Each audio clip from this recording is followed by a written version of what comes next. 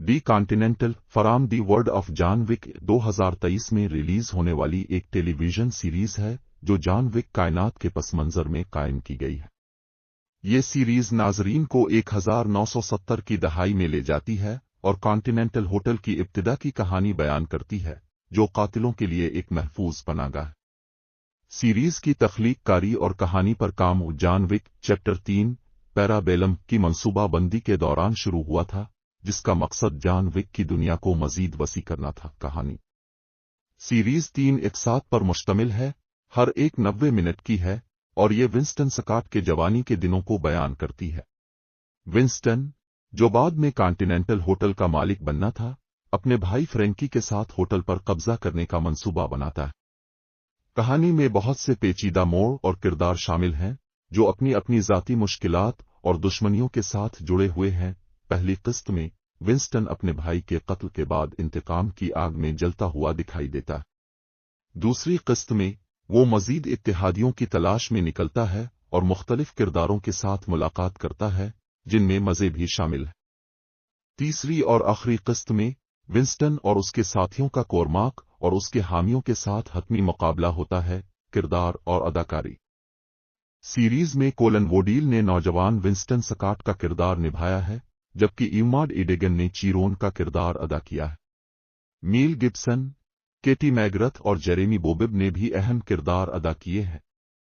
तमाम अदाकारों ने अपनी अपनी किरदारों में जान डाल दी है।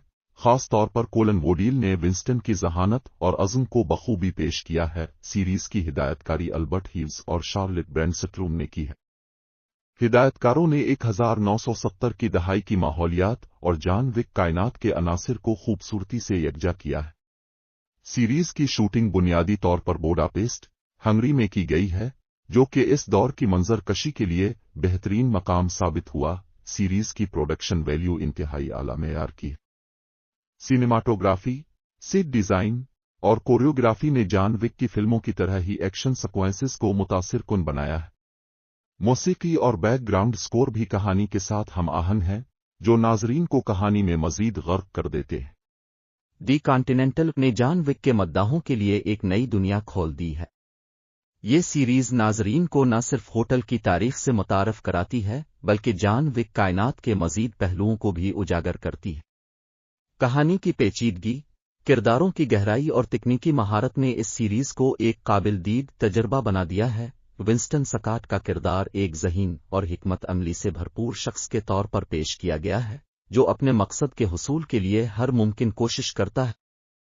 चीरोन का किरदार एक वफादार दोस्त और साथी के तौर पर सामने आता है, जो किसी भी सूरत में अपने दोस्त का साथ नहीं छोड़ता। मील गिब्सन ने कोरमाक के किरदार में एक खतरनाक और चालाक दुश्मन का रूप भरपूर अंदाज में अदा किया है। सीरीज की अक्कासी 1970 की दहाई के न्यूयॉर्क की जिंदगी को बेहतरीन अंदाज में पेश करती है। सेट डिजाइन और लिबास ने इस दौर की सकाफत और माहौल को हकीकी तौर पर नाजरीन के सामने पेश किया है।